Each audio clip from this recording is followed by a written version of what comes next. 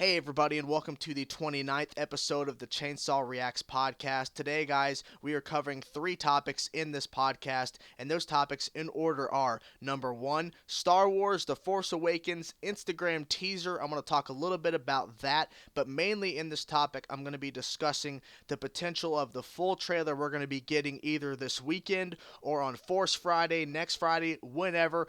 But we're going to talk a little bit about that teaser and all that kind of speculation of what the full trailer we're going to be getting soon might give to us as the viewers. Topic number two is going to be speculation on the first Ben Affleck Batman solo film. Talk a little bit about what I think the story might be, give my potential of what the villain is going to be in the movie, the potential of what characters are going to show up. Basically, just talk a little bit about what I want to see in the first Ben Affleck Batman solo film. And the third topic, we're going to stick with DC. The third topic is going to be, should the DC Cinematic Universe reintroduce Robin in the universe, because as we have seen in that trailer that there is a Robin suit that entails a Robin either retired or more than likely what we all assume died. But should they reintroduce a Robin in the cinematic universe at some point? So anyways, let's not waste any time. Let's get into the first topic, which is Star Wars The Force Awakens Instagram tease. Now, when I was at work, and all of a sudden I got a freaking message from my friend who said, "Oh my god, they released new Star Wars footage." And I went, "Holy crap, a new trailer?" He's like, "Not really. It's an Instagram tease on their Instagram." And I'm thinking, what? And then when I thought about it a little bit, I'm thinking, well, maybe it entails a full trailer. But I'm not really sure, because maybe it's just like some kind of thing where they felt that they should release some type of thing on their Instagram to kind of, promote the fact that Force Awakens coming out. We gotta, do something for the Instagram. I don't know. And then when I actually saw the footage in my reaction and I freaked out seeing that final shot, it finally clicked in my head that it makes more sense. This is basically building up to another full trailer, an actual official full trailer, because the two trailers we got in last November and the trailer at Star Wars Celebration are considered still teasers.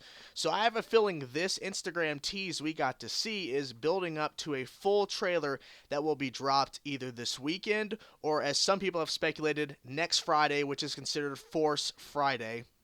And so that might happen, but who knows? But as I remember, thinking about the past of what some movies have done, if they have an official Instagram page, like for a Fast and the Furious 7 or for San Andreas or some big blockbuster film, the Instagram, if they have an Instagram account dedicated to this particular movie or a franchise or whatever, they put out a small teaser on an Instagram, and then at some point in the Instagram tease, it says full trailer coming whatever day or wherever it's going to be appearing first. However, in this instance, they didn't do that at all. There's nothing nowhere saying full trailer coming this day or full trailer coming soon. Nothing said. But it featured two specific new shots in this teaser to kind of build the hype to the potential and what I think will be an actual full trailer, which will be dropping very soon.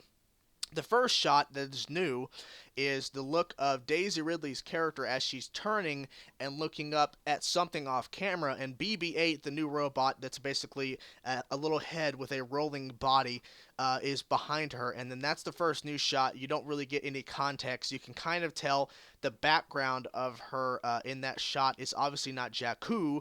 It's kind of a forest, which who knows what the indoor, I don't know. And then the actual big shot is the shot of Kylo Ren throwing out his lightsaber, the Crossblades lightsaber, and then it does not cut off. It shows Finn, aka John Boyega's character, popping a blue lightsaber, and he is freaking mad. He looks like he's pissed. He's ready to go to war to fight this freaking Sith or whatever Kylo Ren is, because we don't know for sure what Kylo Ren is. They might have confirmed he's not a Sith, but I've heard contradicting things. But regardless, he's in it. He is a bad guy, a villain, and we're rooting for John Boyega, aka Finn. So there's that. That shot blew my mind, and it really shouldn't have, but it still did, because seeing it on screen is amazing. Because at D23, basically Disney's, counter attack to Comic-Con, basically they had an exclusive D23 poster for Star Wars The Force Awakens, and in that poster it shows John Boyega Finn holding a lightsaber. And so that kind of confirmed either he is becoming a Jedi, or he is a Jedi, or he is one with the Force and he knows how to he can handle the Force or whatever. We're not exactly sure. We don't know the context, but we know for sure in that poster he had a lightsaber, and we've actually seen actual footage of him popping a lightsaber in the same area where Kylo Ren is, the bad guy of the movie, or one of them at least, and we see one of our heroes, one of our new heroes, popping a lightsaber opposite of him, and we assume there's going to be a big fight, but who knows. But I am just more speculating on the fact that this is insane stuff.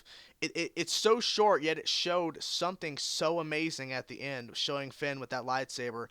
I honestly believe we're getting a trailer very soon. And I talked a little bit about this in my reaction, but I hope that this full trailer they're going to drop, hopefully within the next couple of days or on Force Friday, next Friday, that this trailer will start giving us some story detail. Because so far, they have released 2 teasers and now the Instagram tease, and we still have no idea what exactly the story is about.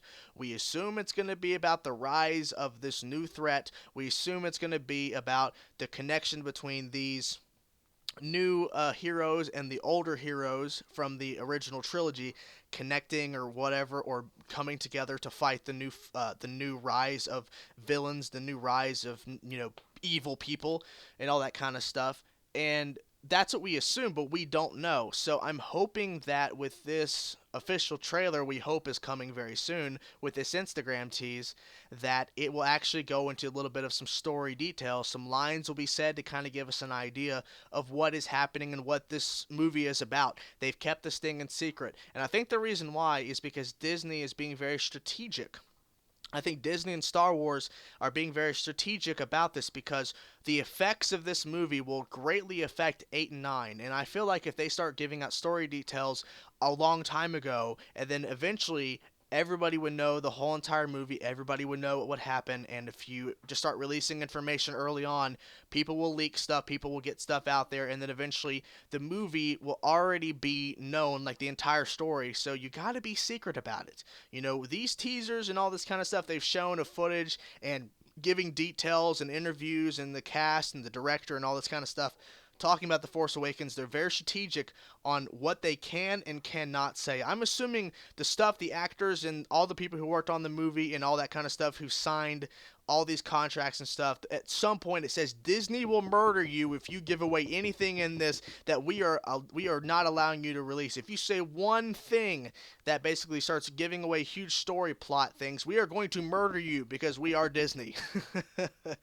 But I'm hoping that this trailer will give us some great insight into the story and give us a little bit of an understanding to what exactly is happening, because from what we've been told and from what I'm hearing is that this is not Sith. This is not the Sith people. This is a rise of a new order, and these are basically Knights of Ren or something like that. I'm very curious, and I'm kind of trying to stay out of the loop as much possible, because I want to learn about it in the movie. I don't want to hear about it 4 months down the road from where we're kind of 4 months away.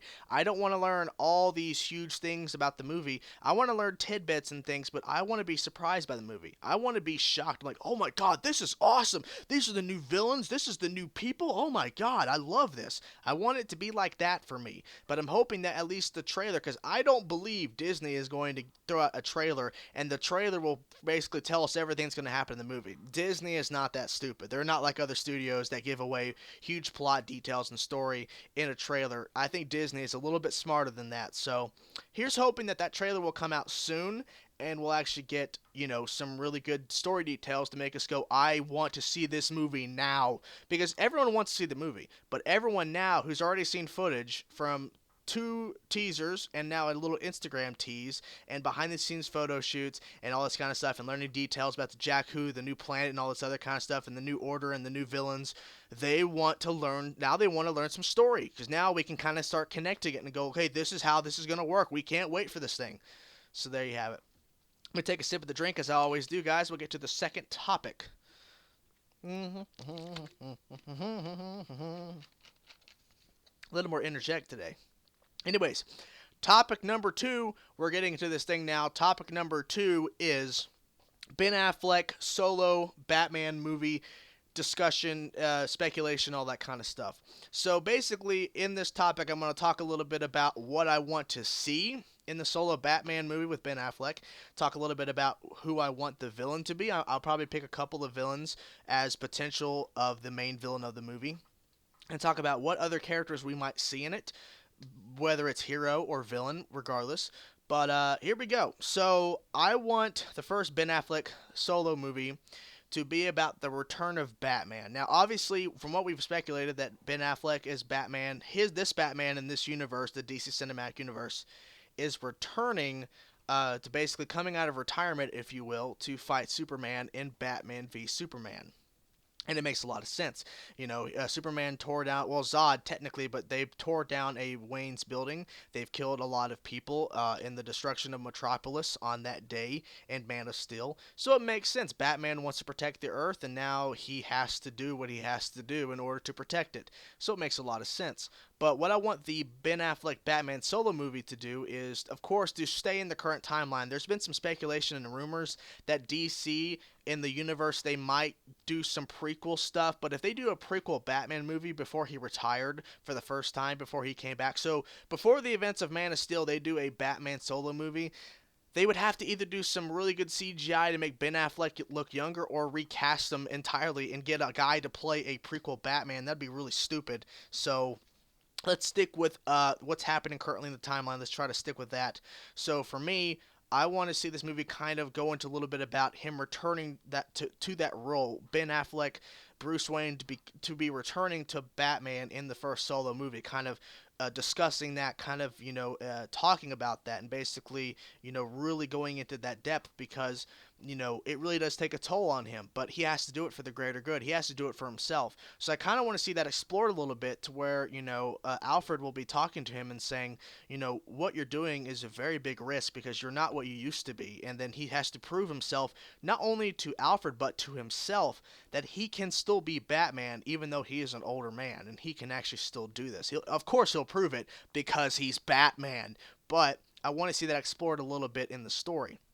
I also want to see the story to where it goes off of the sense of what happened in the events of either Justice League or Batman v Superman, depending on when this movie comes out. I'm assuming it's going to come out in 2017 or 2018. I'm not really sure, the first one, but it's not been announced, of course. But I would like for it to kind of reference and kind of go off of the aftermath of Batman v Superman or Justice League, whichever one happens. If this movie sets place before Justice League, talk a little bit about the fact that he fought an alien. He fought an alien from outer space in Batman v Superman. And if the movie happens after Justice League, whatever happens in the first Justice League movie, then go off the fact that he is a human being and he fought an alien or something, whatever villain they pick in the movie, and he fought along with the team, and now he's by himself. And so I want to see that explored as well, because realistically, on the Justice League team, he is the only mortal human being out of a couple. Of course, if you start going into like Green Arrow and all these other type of superheroes that are not gods or don't have powers. But realistically, the Justice League we're going to be getting for a long time, it's not going to be featuring any other character that is just a human in a costume, or a human in, a wardrobe, essentially. He is the only one that's going to be a human being on the level of fighting alongside with gods and beings and all this kind of stuff, and people who have powers to make them basically be way beyond his limits. So it's going to be interesting to kind of see that kind of angle as well explored.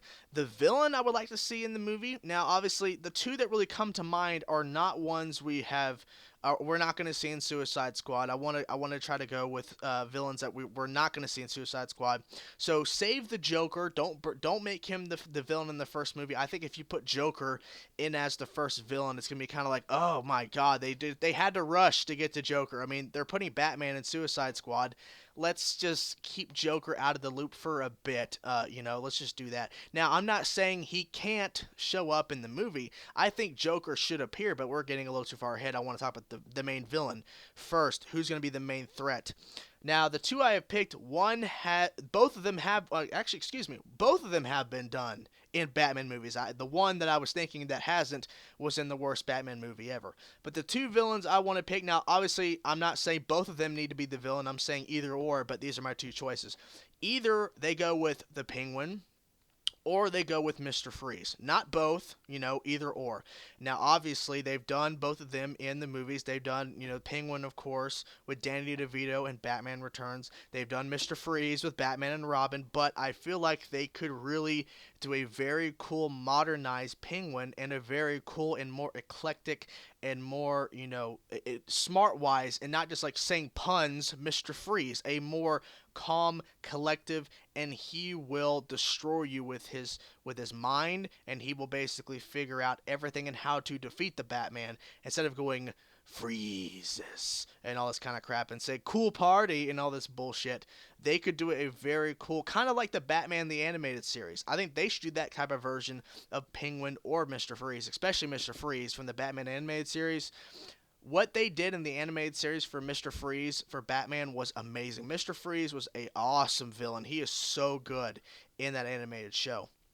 But I personally think they should pick one of those two. I think with the Penguin, it's not about basically toe-to-toe fighting. I think with the Penguin, they could definitely go a more angle of where his ties to, the gangs and the mobs and all that kind of stuff will give him the power to kind of figure out who Batman really is, who Bruce Wayne is. And he has a lot of people that work for him. And then this is where you could possibly bring in a Deathstroke or Deadshot or something that works along with Penguin. They're not the main villain, but they're one of the guys that works with the Penguin, and he has the power, and he's able to get these top guys from Suicide Squad or something kind of tie it all in to kind of be in, this Batman solo movie. But for Mr. Freeze, it would be more of that he has a more threatening level of destruction of Gotham with the fact that he has the ability to freeze things. He has a freeze gun. He can do all this kind of, I know they did that kind of plot in Batman and Robin, but they could definitely go a way less cheesier and crappier route with this type of movie, a more darker or more serious type Batman movie. So Mr. Freeze would definitely be, I think, would be a great fit as a first villain. Now, whether or not either of these villains die in this movie, that's a whole thing, because once you kill off a villain in the DC Cinematic Universe, you might be able to bring him back, but I mean, realistically, there's so many villains Batman could face, but I think, whatever villain they pick, I think it's better if we don't kill them off just yet.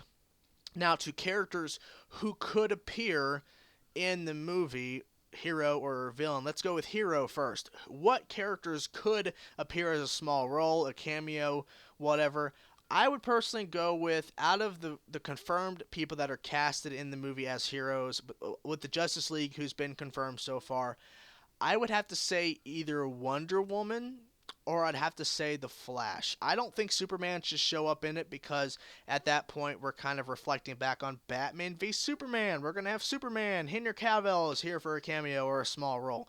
Let's go with characters that are a little less known compared to Superman. We've already seen Man of Steel, we've already seen Batman v Superman, and we'll probably have already seen Justice League at this point with this first movie. Let's stick with Wonder Woman or The Flash, because for me, even though Wonder Woman's in Batman v Superman and having a solo movie before Justice League and all that kind of stuff, let's just say the fact that they need to push Wonder Woman a little more still than have her show up in Batman in the Batman solo movie, because it would just make sense for her character, because we kind of heard rumors and speculation that Batman and Wonder Woman kind of have a thing, or they might be interested in each other, so that's kind of an angle they could go with on that. But definitely Wonder Woman or The Flash. I think that'd be really cool to kind of see either of those characters in it as a small role or a cameo. Everybody else, I mean, eventually they'll get their dues. I guess you could say Cyborg, but I really don't want to see him in the solo Batman movie. That's kind of a weird character to me, to kind of compare to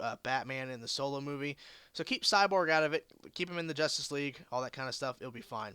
Now to the villains of who could appear as a villain, but not the villain of the movie, but just appear as a small role.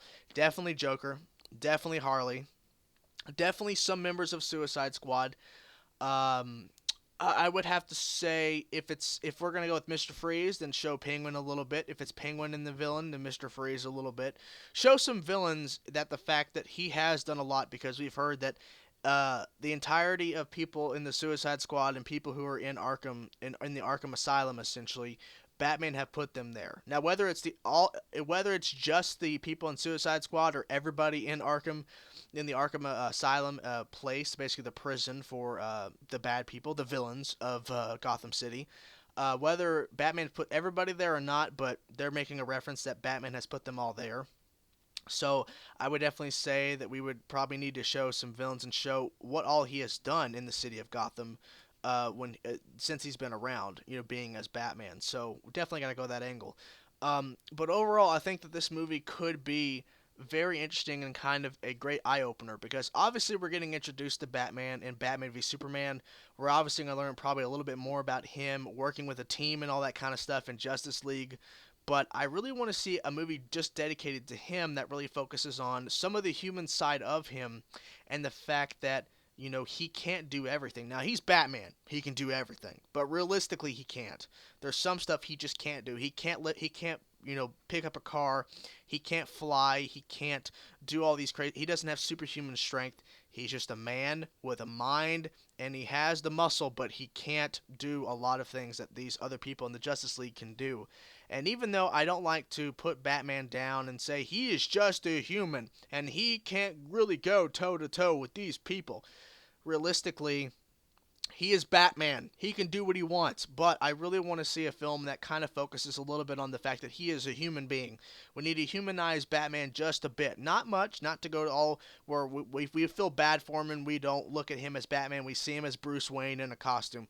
But I want to see some of the fact that I think Batman v Superman and Justice League will have an effect on him personally, and I think that they should explore that a little bit in the solo movie. So there is that. So what do you guys think about that? Let me know in the comment section what you think should be different about the first Batman solo movie if you disagree with mine. Take a sip of the drink. We'll get to the final topic. Guess I had to do a little humming to make those silent parts there not so awkward. They still are. So, third and final topic. Sticking with DC, should Robin be reintroduced? Should Robin be reintroduced into the DC cinematic universe? Now, obviously, right off the bat, people are going to say yes or no. We've already seen a confirmation that a Robin has been in the cinematic universe at some point. The basically destroyed and decrepit Robin costume is up in the Batcave, and it's kind of symbolizing that Robin has died. Now, obviously, people jump to Jason Todd. That's the Robin that died. We don't know. They could have changed something there. We've already heard they're going a more New 52 route with the superheroes of the DC universe. They're going a little bit more in that direction regarding story and origin. But who's to say that Jason Todd is not the Robin that died? Who's to say it's not Dick Grayson or Tim Drake? Who knows? So I'm saying, but let's stick with what we think it is. Let's stick with it is Jason Todd who died as the Robin, and Dick Grayson is alive and he is Nightwing. We're just not introduced to him yet. But should they reintroduce Robin in the cinematic universe in Justice League or a Batman solo movie or whatever? At some point, should they? My answer is yes. I think they should. Now, the reason why is because it is a character that is iconic to the Batman world. I'm not saying it should be a little kid. I'm saying this Robin should be 16, 17, 18. This should be a younger, obviously a younger person compared to Bruce Wayne, but not to the point where that's a 11, 10, 9, 12, 13-year-old kid all over the place. We don't want a young Robin. We want not as old as Chris O'Donnell in Batman Forever and Batman and Robin. We want to go a little bit younger, 16, 17, 18, kind of like the age of Spider-Man in the Marvel Cinematic Universe. People hate comparing DC and Marvel, but I do it because I love both of them. But anyways, I think that's a good comparison. Even though Spider-Man has superhuman strength and Spider-Man can do all this crazy stuff, he is still a kid. So I think we should go with the fact that he's a 16, 17, 18-year-old Robin, and that's the way we should go. Now, what Robin should it be? Let's go off the fact that Jason Todd is dead. Jason Todd is the one that is dead. That's the Robin that died. Then we go Tim Drake. Tim Drake needs to be introduced at some point. Now, at that point, then we're saying Dick Grayson is alive and he is Nightwing. That's fine with me. I just want to see a new Robin. Now, obviously, I want to see Nightwing too. I want to see Batgirl. I want to see all of them appear at some point in the cinematic universe alongside Batman. Just get Batman, Batgirl, Nightwing, get the new Robin, get them all there. But for this argument, I would say definitely reintroduce Tim Drake as the new Robin, 16, 17, 18. There you go. I now, do I think they should they reintroduce Robin like as early as the first Batman solo movie? No. I'm thinking that once Batman kind of reaches a point where he is getting a little older, he's already a little older, but once he gets to the point where he can't do everything on his own, there's some things that he can't even do. I mean, look at what happened in the story of Batman Beyond of the animated series. Batman was I think he's in his late 60s or something like that, or mid to late 60s, something like that. And it got to the point where he couldn't do what he was doing anymore, and luckily somebody picked up the mantle and became the new Batman, and he was there to be backup, essentially the new Alfred, essentially in that kind of situation. So for this, they could definitely, I'm getting messages from people, but anyways, they could definitely go in the direction of, reintroducing a Robin in that situation to where maybe in the second or third, because we've heard that there are going to be 3 Batman Ben Affleck solo movies. Now, whether they're going to do more after that, who knows? But I would say the second solo Batman movie, reintroduce Robin, Tim Drake, 16, 17, 18. Not too young, not too old. We don't want a 25, 30-year-old Robin. That's kind of weird, I think. But you go for that direction, and then eventually this new Robin could become a new Nightwing or could become something else after he's gotten too old to be Robin. They could make a new character and say he's, you know, something, whatever. I have no idea, but I think that if there's still a Nightwing around, which is obviously the first Robin became Nightwing, I think they could definitely either at some point make him the new Nightwing. Let's say Dick Grayson dies at some point, and then Tim Drake becomes the new Nightwing. That'd be kind of interesting. But I would like to see maybe if they made up a new character that this new Robin Tim Drake becomes. Now I don't know. I don't know if any of the Robins become other characters besides Dick Grayson becoming Nightwing after he stopped being Robin.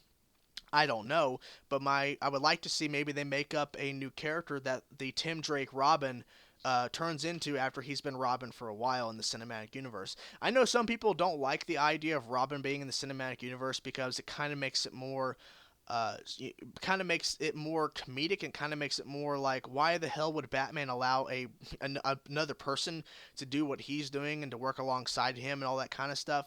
But I think it'd be a cool angle to visit. Now, obviously, let's not go comedic like they did in the Joel Schumacher route with Chris O'Donnell, who's like in his late 20s, I believe, at that point, or mid 20s. No, let's go with someone who's a little bit younger, and obviously it's going to be a nice contrast to Batman in the movies and all that kind of stuff. Almost at show, but movies. And I think that'd be really cool. So, but for me, I would definitely say yes. Reintroduce Robin in the cinematic universe. Tim Drake, be simple. Jason Todd's dead. Now, let's say they switched up and say that Dick Grayson was the Robin that died. Then go with Jason Todd. We know how that ends up. If they explore that Jason Todd's not the one who died, but it was Dick Grayson who died as Robin, and Jason Todd is the new Robin, and then Joker, they go down the route of a death in the family. Holy crap. I think that would be an R rating Batman movie. If they went a death in the family storyline in a Batman solo movie. A death in the family, Joker takes a crowbar to Jason Todd's Robin and kills him and all that kind of stuff. It's very, very brutal. If they did that in the movie verse, holy crap. But I think it is Jason Todd who died in the cinematic universe. So Tim Drake, there you have it. That'd be a good contrast for Batman's solo movie. So there you have it, guys. That is the podcast. Thank you guys so much for listening to the podcast. What do you guys think about these topics? Let me know in the comment section below. Also in the description, of course, are time starts for each of these topics, and also is a link to past podcasts if you have not heard them. If you're interested in checking them out, of course, everything. Some of the topics are titled, some of them are not. If you want to check out past podcasts and all that kind of stuff. So thank you guys for listening, and I will see you guys soon. Peace.